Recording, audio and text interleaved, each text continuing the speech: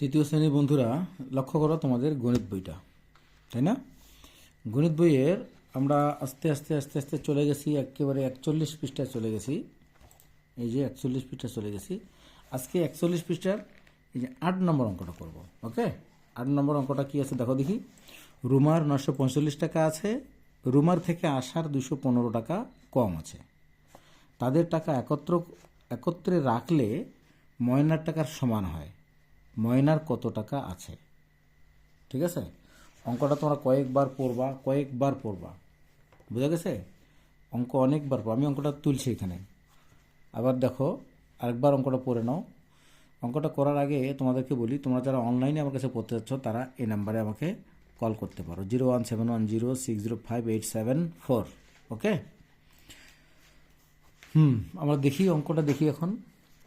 রুমার 945 টাকা আছে, রুমার থেকে আসার 215 টাকা কম আছে। তাহলে আসার টাকাটা বের করতে আমাদের কি করতে হবে? রুমার টাকাটা থেকে আসার এই যে 215 টাকা যে কম আছে, এই টাকাটা বাদ দিলেই তো আসার টাকা, তাই না? তাহলে আমরা এখানে লিখি, লক্ষ্য করো, রুমার আছে 945 টাকা।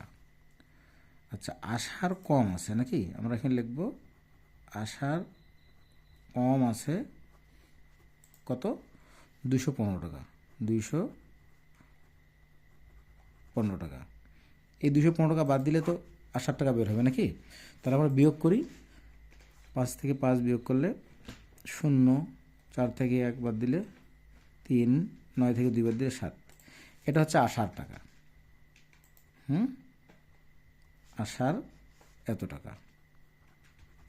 এবার পরের ধাপটা দেখো, 2 ধাপে অঙ্কটা।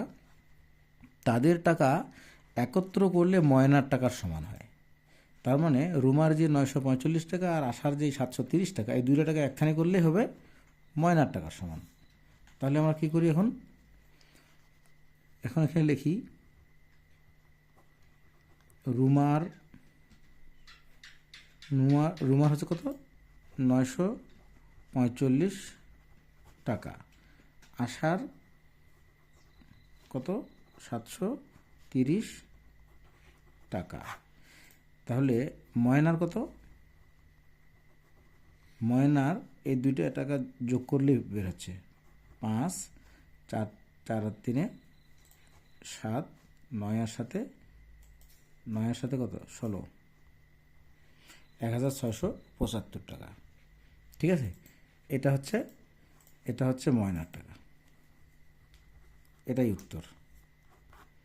ওকে, তাহলে খুব সহজেই আমরা অঙ্কগুলো এভাবে করে ফেলবো। হ্যাঁ, এটা হচ্ছে ময়নার 1675 টাকা। আল্লাহ হাফিজ।